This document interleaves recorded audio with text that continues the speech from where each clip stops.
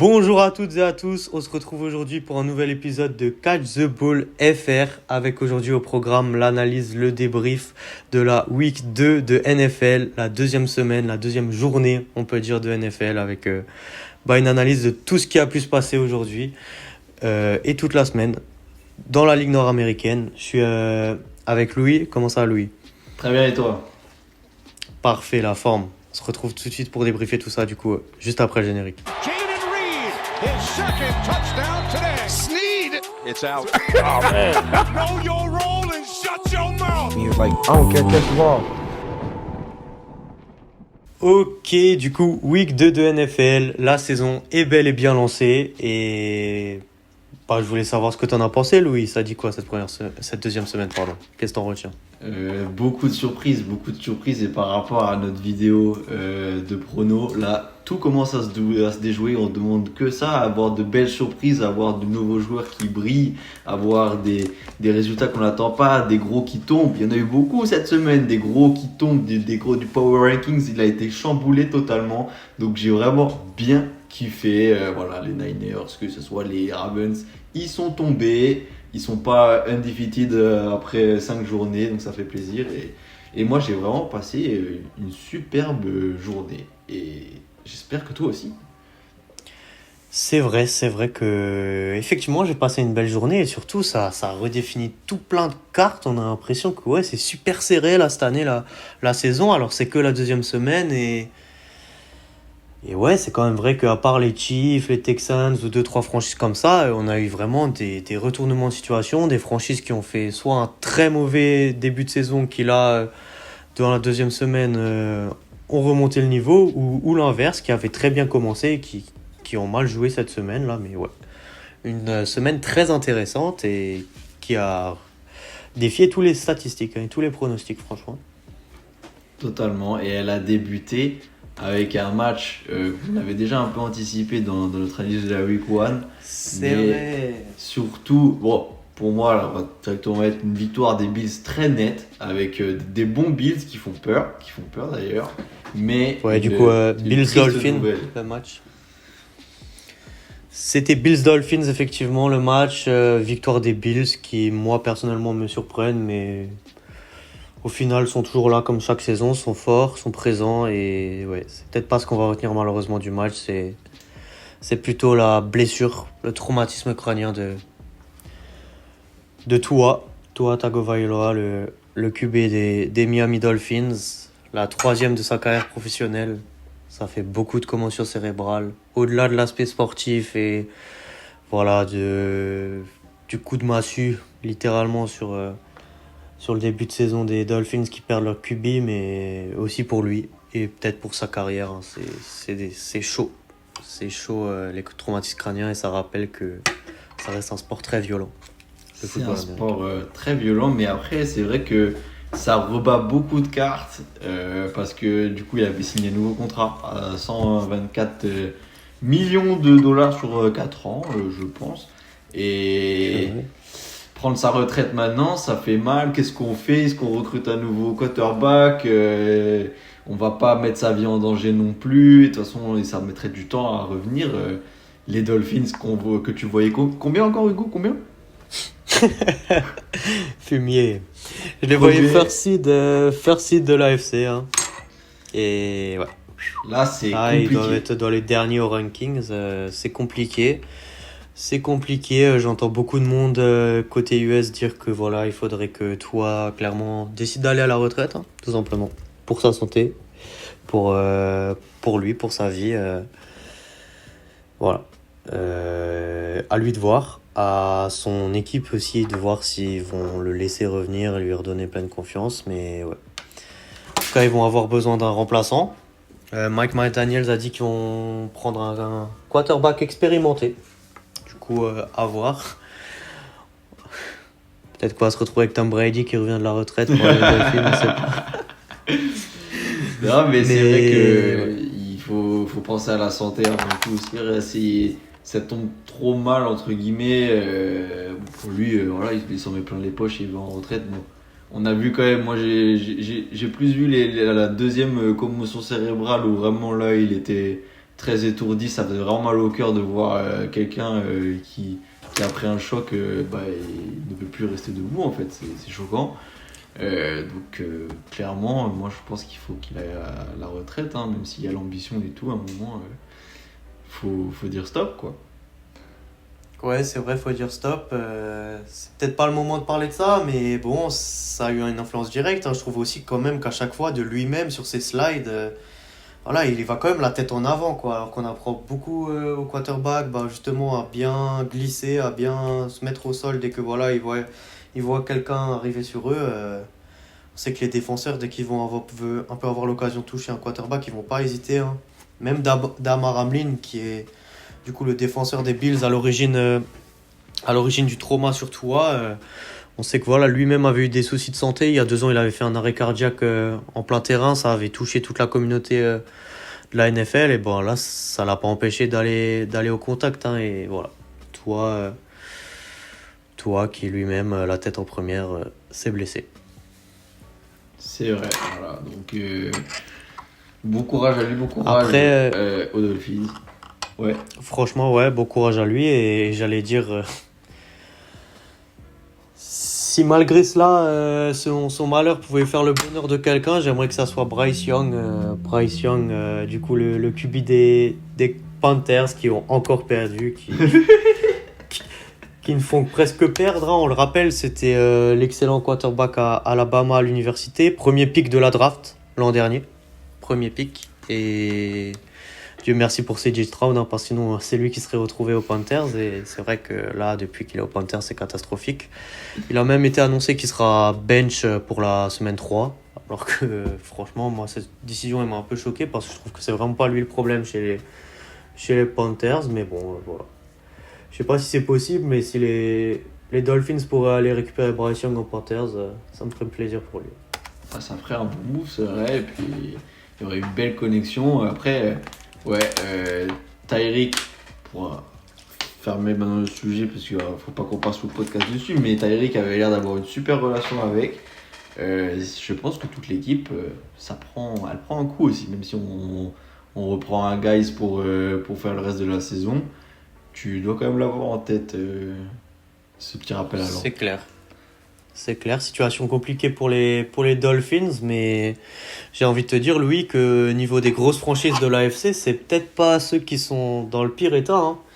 On a parlé des Bengals dans un débrief perso Bengals Chiefs, mais il y a aussi les Ravens. Les Ravens, qu'est-ce qui leur est arrivé cette semaine, Louis?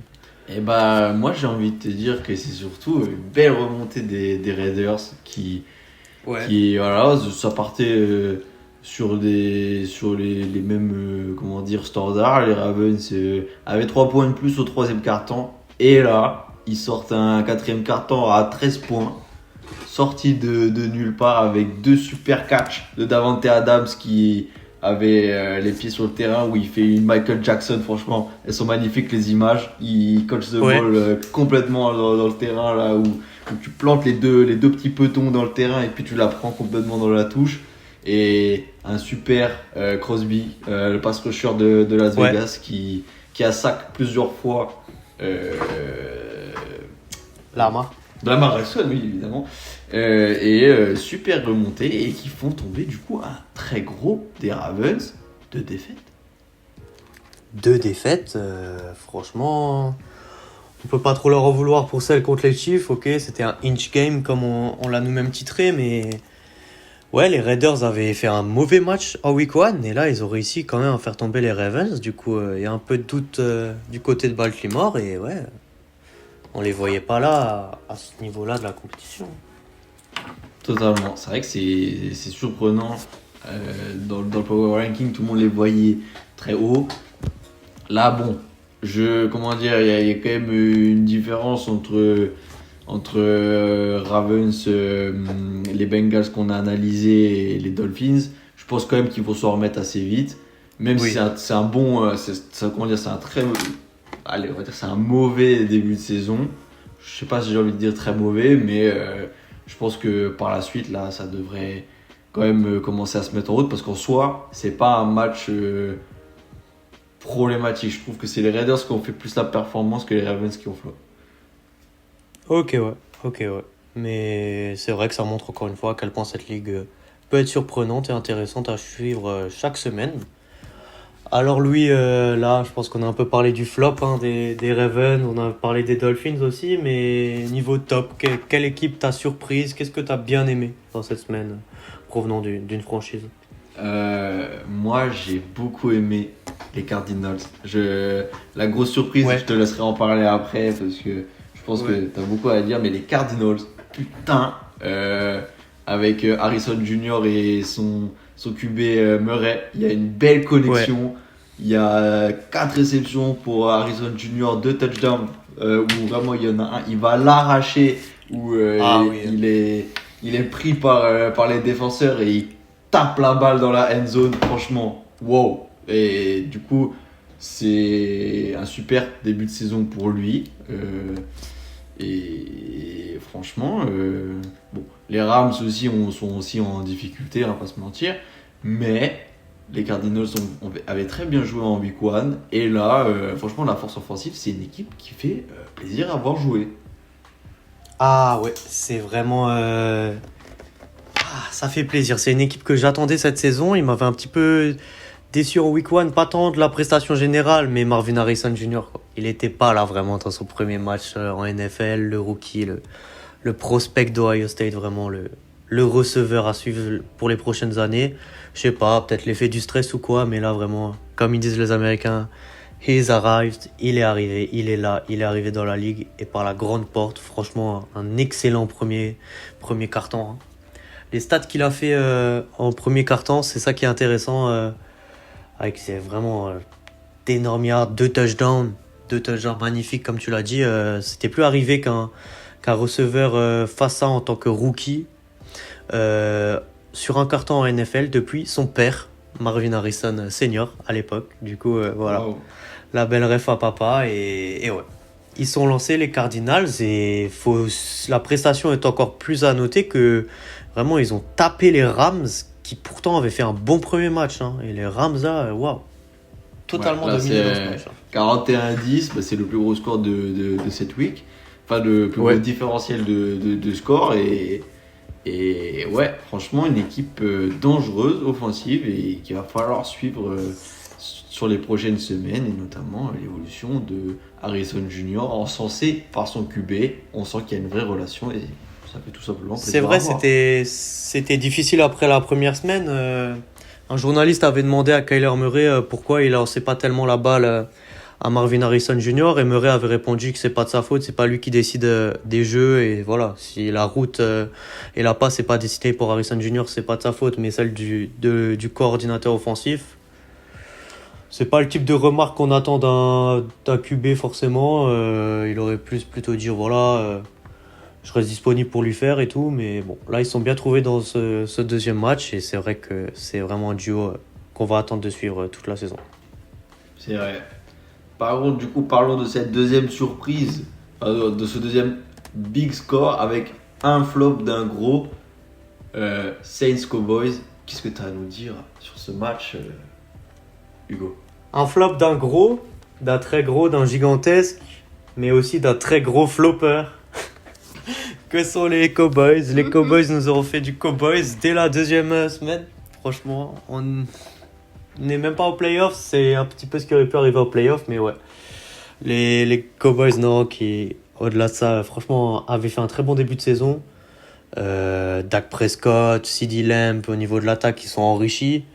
Micah Parsons, l'un des meilleurs défenseurs de la ligue, il était présent, il avait fait les sacs au premier match. Et là, ils sont tombés contre des Saints qui, au-delà de la défaite des Cowboys, les Saints font vraiment un excellent début de saison. C'est vrai, Kamara, leur running back, 3 touchdowns. Et 3 touchdowns vraiment où il est allé les arracher. Enfin, en tout cas, il y a vraiment une vidéo que j'ai en tête où il va vraiment au bout de son action. Et c'est un très beau début non, c'est vraiment pour l'instant, c'est une très belle saison même des Saints, j'ai envie de dire. Et les Cowboys, avec leur QB qui a peut-être une pression sur les épaules avec ce gros contrat, le QB le plus payé de la ligue. Pour l'instant, flop un peu, et on a les premières vidéos des Cowboys, des fans des Cowboys qui cassent leur télé. Ouais, ouais, c'est vrai. C'est vrai. Normalement, ça arrive un peu plus tard dans la saison, mais là, c'était aujourd'hui. C'était déjà cette semaine, purée. Mais ouais, les Saints qui veulent aller au Super Bowl chez eux, on dirait, hein, Super Bowl qui aura lieu à Nouvelle-Orléans, on rappelle du coup, mais voilà, on va pas juger leur saison à ce moment-là, mais c'est vrai que quand on voit leurs stats, j'ai par exemple cette stat Derek Carr, leur QB, qui à chaque fois qu'il était titulaire sur un drive, a mené l'équipe au bout au touchdown depuis le début de saison. Wow. Ok, c'était contre les Panthers le match 1 et contre des Cowboys qui ont choke, mais à un moment, faut aussi praise, pour parler en bon français, les performances des Saints dans le début de saison. Équipe à suivre. Équipe à Totalement, là, quand je regarde le deuxième quart-temps, 21 points inscrits en un quart-temps et 14 au premier. Non, vraiment, il faut les suivre. Ouais. Il faut. Franchement, on est parti peut-être sur la surprise de la saison. On va pas leur porter l'œil, c'est que la week 2. Beaucoup de choses peuvent encore se passer, mais c'est vrai que c'était une belle semaine sur tout ce point de vue-là. Tu m'as titillé avant avec les Dolphins, du coup, tu me permettras de le faire maintenant, Louis. Les Detroit Lions, là, qu'est-ce qui s'est passé? Ah, attends, c'est tout doux, non plus. C'est une petite défaite, voilà. Les Buccaneers sont en forme aussi. Les Buccaneers sont en forme. C'est vrai. deux belles équipes qu'on a pu suivre. Pas de points dans le dernier quart-temps, mais trois autres quart-temps qui étaient assez riches. Baker Mayfield, toujours bien connecté à Evans. Ça fait plaisir de les voir tous les deux sur le terrain. Pourtant, très bon match de Sam Brown qui a mis 11 réceptions dans le match. 11. Ah ouais? On s'en rend compte de 11. Et non, ça n'a pas suffi. Défaite de 4 points. Je les enterre pas. Je les enterre toujours pas. Parce qu'eux, ils sont encore là. Ils ont toujours tous leurs joueurs en bonne santé. Et Sam Brown, avec 11 réceptions, il m'a l'air chaud. Donc voilà. Ça va. C'est pas non plus la débandade des Dolphins. C'est vrai. C'est pas catastrophique pour les Lions. Ça veut peut-être surtout dire que les Buccaneers sont là, hein, et qu'ils sont compétitifs Aussi. et qu'ils seront toute la saison. Alors, avant de passer au débrief du Monday Night Football, je voulais faire un petit passage par Houston avec ce beau match qui a opposé de gros prospects de la ligue là. CJ Stroud qui a brillé déjà l'an dernier et qui brille toujours, et Caleb Williams, QB des Bears de Chicago, qui fait ses débuts en NFL. Très belle opposition de style entre deux beaux QB. CJ Stroud, bien sûr, mon chouchou, en est ressorti vainqueur.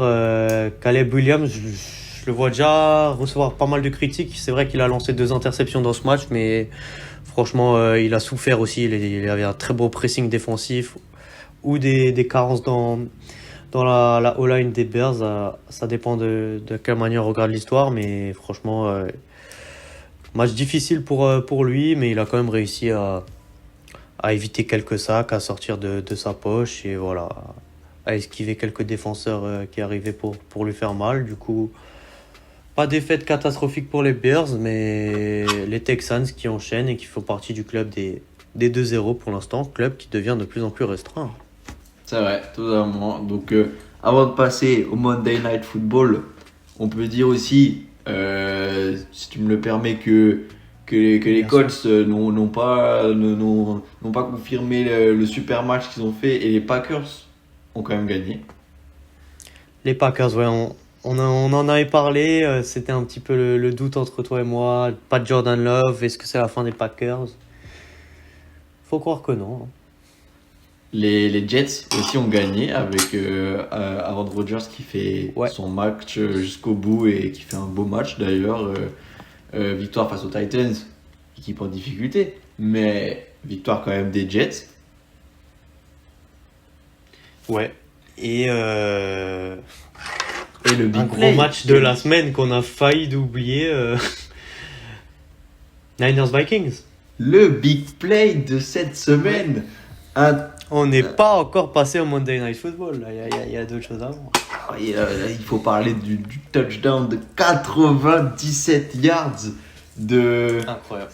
Sam Darnold. Sam Darnold, le remplaçant de Kirk Cousins, J'ai regardé le match. Et du de coup, il Gigi était sur- McCarthy surtout. Aussi, oui, de DJ McCarthy. Ouais. Qui était donc du coup sur M6. Bon match. Et surtout, j'aime bien ce quarterback, même si il n'est pas forcément constant et exceptionnel. Je trouve que il a quand même ce truc de je réfléchis pas trop, j'ai déjà mon tracé en tête. C'est peut-être du coup un défaut, mais en tout cas, il grappille le terrain et il arrive à vraiment à snapper et à lancer une belle balle, ce qui fait grappiller du terrain. Et c'est pour ça que les Vikings ont bien monté. Justin Jefferson s'est blessé, mais sera là pour la week 3, ce qui me fait plaisir très personnellement. Et voilà, ils font tomber les Niners. Les Niners, ouais, qui souffrent peut-être pour la première fois du coup de l'absence de Christian McCaffrey. Ah oui, dans une ligue qui court beaucoup, même si Mason a fait un bon match, c'est quand même pas le game changer qu'est McCaffrey. Et, Ouais. et Samuel Dibo aussi blessé. Par contre, Aïe, aïe, aïe. il y a des blessures à noter. Du coup, il y avait Pacheco. Plus tard, on parlera de Brown, mais comme ça, du coup, je l'ai en tête. AJ Brown qui s'est aussi blessé. Tua et donc Dibo qui est aussi sur la liste des blessés et des blessures un peu sérieuses malheureusement. Ouais, c'est toujours le cas dans une saison NFL. C'est d'autant plus dramatique pour les Niners parce qu'on parle souvent du fait que voilà, ils ont une super team en vrai quand on regarde les noms qu'ils ont dedans. Hein. Ça fait peut-être même plus rêver sur le papier que l'équipe des Chiefs, vu les grosses stars qu'ils ont en attaque et en défense. Et voilà, il y a tous ces débats autour de la masse salariale des Niners. Est-ce qu'ils arriveront concrètement à garder toutes ces stars? Et on dit que c'est la dernière année avec toutes ces stars, alors en voir certaines d'entre elles, Debo, McCaffrey être blessés, c'est vrai que c'est pas ce qu'on peut souhaiter pour l'équipe de la baie. Totalement. Et maintenant on peut venir au Monday Night Football et aussi à un big play, un gros big play de Kirk Cousins. Qu'est-ce que tu as pensé de ce match?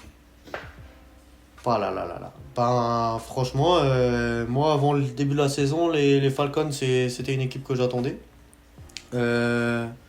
J'attendais le retour de Kirk Cousins, j'attendais aussi évidemment les Eagles. Et si tu m'avais demandé la semaine dernière, avec le gros match qu'avait fait Saquon Barkley et les Eagles, je t'aurais dit que ouais, l'équipe de Philadelphie serait dans le club des équipes invaincues après 2 semaines. Et puis non, ils ont perdu.